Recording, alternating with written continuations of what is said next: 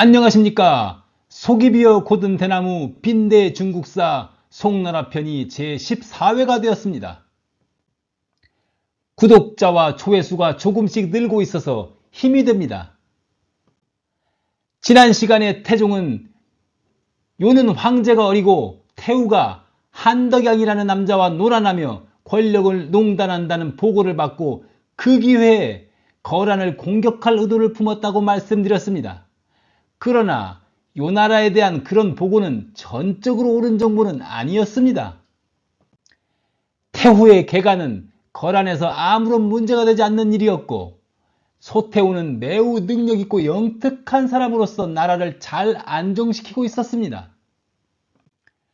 북방민족에게서는 아버지가 죽으면 생모를 제외하고 모든 계모를 아들이 취하고, 또 형이 죽으면 동생이 형수를 아내로 들였습니다.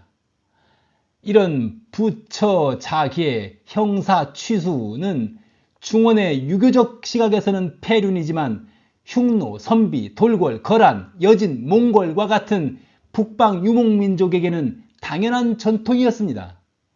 자신의 입장에서만 상대를 판단하여 송은 정세를 오판한 것입니다.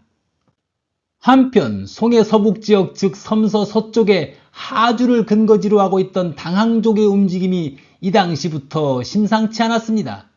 당항족은 영어로는 탕구트라고 하죠. 원래 탁발씨였는데 과거에 당태종에게서 이 시성을 하사받았습니다.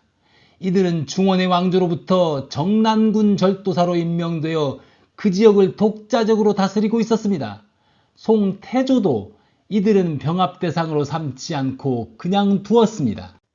그러다 982년에 당시의 정난군 절도사 이계봉이 가족을 모두 데리고 송에 입조해서 태종을 아련하고 귀부했습니다. 이계봉의 숙부들이 이계봉을 반대하고 그를 압박했기 때문입니다. 태종은 이계봉의 입조를 환영하고 그에게 호화저택을 지어주고 여러 번 연회를 열어주며 환대하였습니다. 그리고 조광실 장군에게 명해서 정난군에 하주, 은주, 유주, 수주의 4개 주를 접수하게 했습니다. 그리고 당항의 이씨 사람들은 모두 송의 수도 별량으로 이주하라고 명했습니다. 그러나 이계봉의 족제, 즉 동생뻘인 이계천은 이계봉과 태종의 이런 조치에 불복하고 도망쳤습니다.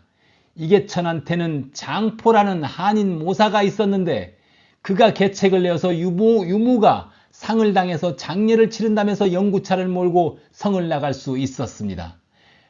그리고는 독자적으로 세력을 확장하며 송의 변경에서 소란을 일으켰습니다. 그러다 송의 군대에 진압되어서 이계천의 노모와 처자가 생포되기도 했지만 이계천은 다시 도주했습니다. 이계천이 다시 세력을 확장하자 송조정의 걱정거리가 되었습니다. 태종은 조광실 장군을 보내 이계천을 진압하도록 했습니다. 이계천은 조광실의 상대가 되지 못할 것을 알고 투항하겠다고 하면서 사별회맹을 제안했습니다. 사별회맹은 짐승의 피를 마시면서 하는 회맹이죠. 그러나 이는 계략이었습니다. 조광실이 회맹 장소에 가자 이계천의 복병이 사면에서 튀어나와서 화살을 쏘았습니다. 조광실 장군은 화살을 맞고 허망하게 죽고 말았습니다. 태종은 다시 북송의 명장 이계룡과 왕선을 파견해서 이계천의 부대를 대파하고 5,000명을 참수했습니다. 그러자 이계천은 거란으로 도망쳐 거란에 귀부해버렸습니다. 그리고는 986년에 거란으로부터 정난군 절도사로 임명되었습니다. 이런 상황 속에서 송태종은 북벌을 결정하고 985년에 고려에 한국화라는 사람을 사신으로 보내서 망해가는 오랑캐 거란을 함께 정벌하자고 제안합니다. 이때 고려왕은 성종이었습니다. 요 나라 거란의 성종하고는 한자가 다르죠. 고려 성종이 답을 주지 않자 사신 한국화는 일종의 경고문을 보냅니다. 그러자 고려 성종은 마지못해 그러겠노라 라고 대답하니 사신이 돌아갔습니다. 그러나 고려는 끝내 군대를 파견하지 않았습니다. 고려는 태조 왕건이 발해를 멸망시킨 거란은 짐승과도 같으니 상종도 하지 말라고 유언을 남겼기 때문에 마음은 송으로 기울었으나 당시의 정세가 어찌 될지 알 수가 없었기에 관망하고자 했던 것입니다. 고려는 거란이 우세하면 거란을 가까이 하고 송이 우세하면 송을 가까이 하는 정책을 취할 수밖에 없었습니다. 986년에 드디어 송태종은 거란 정벌을 단행했습니다. 이를 옹희북벌이라고 합니다. 그때의 연호가 옹희여서 붙여진 이름입니다. 옹희 3년이었습니다. 태종은 군대를 동로군, 중로군, 서로군의 세 갈래로 나누어 진군시킵니다. 조빈을 주장으로 하고 미신과 이계룡을 부장으로 한 동로군은 웅주에서 출발해서 탁주를 향해 진군했습니다. 중로군은 전중진을 주장으로 삼아 비호에서 출발해서 울주로 향했습니다. 그리고 서로군은 반미장군을 주장으로 하고 양업장군을 부장으로 하고 또 왕선과 유문유를 감군으로 삼아 안문관에서 출발했습니다. 조빈의 동로군은 주력군으로서 탁주를 공격해서 야율휴가가 이끄는 요의 주력을 견제하고 중로군과 서로군은 태양산 뒤쪽을 공격해서 평정한 다음 산 앞으로 이동해서 유주성 아래에서 동로군과 함께 앞뒤에서 공격하며 요군과 결전을 벌인다는 전략이었습니다. 대군을 이끌고 진군하는 송군은 위풍당당했습니다. 이들은 과연 유주를 점령하고 꿈에 그리던 연운 16주를 수복할 수 있을까요? 옹희 3년에 벌어진 이 북벌에서 송은 처음에는 여러 승리를 거두었습니다. 동로군의 조비는 가는 길에 있는 여러 성들과 탁주를 쉽게 점령했습니다. 전중진의 중로군은 비호 북쪽에서 거란군을 격퇴하였습니다. 특히 반미와 양업의 동로군은 환주, 삭주, 응주, 운주를 점령하는 대승을 거두었습니다. 그러나 이는 아직 거란의 주력군이 당도하지 않았기 때문에 거둔 승리일 뿐이었습니다. 이때 거란의 군대는 발해의 귀족과 유민들이 세운 정안국을 막 점령하고 돌아온 상태였습니다. 거란의 승천 태후, 즉 일명 소태후는 송이 쳐들어오고 있다는 소식을 듣고 먼저 병력을 집중해서 송의 동로군을 친 다음 중로군과 서로군을 각계 격파한다는 전략을 세웠습니다. 그래서 남경유수로 있던 야율휴가를 탁주로 보내 조빈의 동로군을 막게 했습니다. 여기서 남경은 요, 즉 거란의 남경이니까 연경, 즉 지금의 베이징입니다. 그리고 나서 한덕양이 지키고 있던 유주를 지원하게 했습니다. 소태후 자신과 성종은 기병 수만을 이끌고 지원하기로 했습니다. 동시에 북원추밀사 야율사진을 태항산 북쪽으로 보내서 송의 중로군과 서로군이 합세하여 동쪽으로 진군하는 것을 막도록 했습니다. 조빈의 동로군은 신속하게 움직이지 않고 보란듯이 깃발을 세우고 북을 크게 울리며 행군하면서 요의 주력군을 유인하려고 하였습니다. 그러나 요의 군대는 조빈의 전술에 속지 않고 그 시간에 진열을 정비하고 성을 방어하기 위한 준비를 착실히 하였습니다. 사실 조빈은 신속하게 움직여서 적을 치고 싶었습니다. 병귀속 불귀구 삥꾀수 무꾀지오. 즉 전쟁은 신속하게 해야지 질질 끄는 것은 좋지 않다고 손자병법에서 말하고 있죠. 그러나 태종의 분부가 있었습니다. 태종은 전에 입은 허벅지 부상으로 친정은 하지 못하더라도 황궁에서 전장의를 하나하나 취휘하고자 했습니다. 진중하게 천천히 진군하고 작은 이익을 탐해 적을 치지 말라. 지중, 완행, 무탐, 소리, 요적. 조비는 황제인 태종이 정해준 전술을 고칠 수 없었습니다. 그래서 조비는 과거 태조 시절에 남당을 정벌할 때의 실력을 발휘할 수 없었습니다. 요는 야율사진과 한덕양이 유주를 치고 야율휴가의 주력군이 이미 당도하여 조빈의 군대를 맞서 싸우며 괴롭혔습니다. 조빈은 탁주에서 10일을 묶여 있어 군량이 부족해지자 어쩔 수 없이 웅주로 퇴각하여 군량이 도착하기를 기다렸습니다. 태종이 이 소식을 듣고 대경실석에서 출전을 독촉했습니다. 적군을 앞에 두고 퇴각하는 법이 어디 있느냐?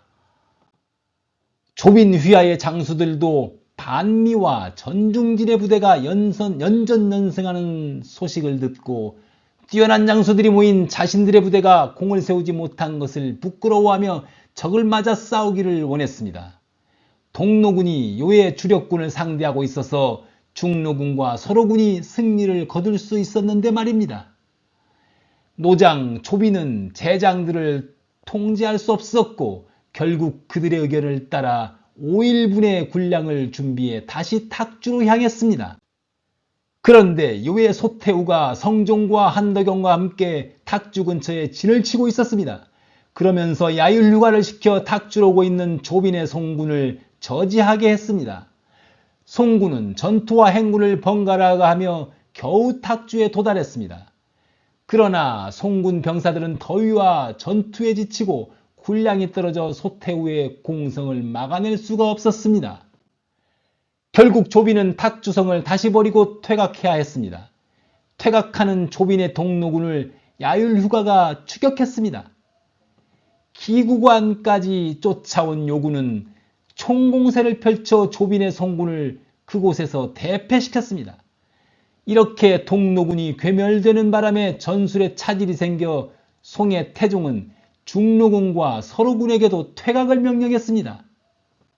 서로군은 환주, 삭주, 운주, 응주를 점령하는 등 승리를 거두고 있었는데 퇴각 명령을 받고 퇴각을 준비했습니다. 그런데 태종은 점령한 4개 주의 백성들을 모두 이끌고 퇴각하라고 명령하였습니다. 그러다 보니 철군이 늦어질 수밖에 없었습니다. 요의 야율사진이 서쪽 전선으로 군대를 몰고 왔습니다. 양업장군이 요군과의 정면교전을 피하고 서서히 퇴각할 것을 주장했습니다. 그러나 감군인 왕선이 비꼬듯이 말했습니다. 장군은 평소에 무적이라고 불리는데 지금은 적을 보고 머뭇거리며 싸움을 피하려 하니 무슨 다른 뜻이 있는 것이 아니오? 군후 소호무적, 금견적, 두뇨부전, 득비유 타지호. 양업은 북한에서 항복해온 장수라는 굴레를 여전히 벗지 못하고 있었던 것입니다. 반미장군도 조정에서 파견한 감군이 저렇게 말하니 아무 말 하지 못하였습니다. 양업은 이런 말을 듣고 어쩔 수 없어서 말했습니다. 이 양업이 죽음을 피하려는 것이 아니오. 시가 불리하여 병졸들만 헛되이 죽게 하고 공을 세울 수 없기 때문이오. 이제 그대가 이 양업이 죽기로 싸우지 않는다고 책망하니 내 마땅히 공들에 앞서서 죽음을 각오하겠소. 그러면서 자신이 선봉에서 싸우면서 적을 유인할 테니 반미 등 다른 장수들은 군사들을 이끌고 진가곡 입구에서 매복하며 기다리라고 작전을 제시했습니다. 그러나 양업이 적의 공격을 힘겹게 막아내면서 진가곡 입구에 이르렀을 때 송군이 한 명도 보이지 않았습니다. 반미는 진가곡 입구에서 기다리고 있다가 양업의 도착이 늦어지자 양업이 이미 승리한 줄 알고 먼저 떠난 것이었습니다. 곧이어 양업이 패했다는 것을 알았는데 그때는 이미 늦었다고 판단하고 그대로 계속 퇴각해버렸습니다. 양업은 진가곡에 병사가 없자 통곡하며 남은 병사 100명에게 말했습니다. 너희들은 나와 함께 여기서 죽는 것은 득될 게 없다. 너희들은 살아 돌아가서 천자를 도와라. 그러나 병사들은 도망가지 않고 모두 양업과 함께 끝까지 싸우겠다고 했습니다. 양업은 온몸에 부상을 입어가며 요군 수백 명을 찌르며 버텼지만 끝내 요군의 화살을 맞고 생포되고 말았습니다. 그는 거란에 투항하라고 권유를 받았으나 거절하고 3일을 굶은 끝에 충절을 지키고 죽었습니다. 그 후 양업의 아들 양연소가 거란과 싸워 많은 공을 세웠고 특히 수성을 거란의 공격으로부터 굳건히 지켜내었습니다.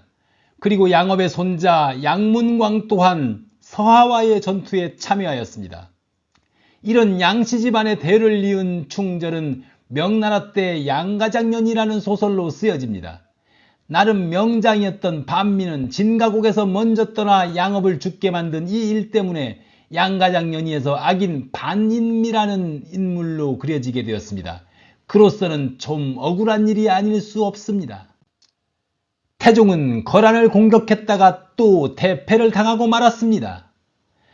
당초에 병력을 분산시켜 출정한 것은 결과적으로 잘못된 전술이었습니다. 태종과 송의 운명은 어찌 될 것인가?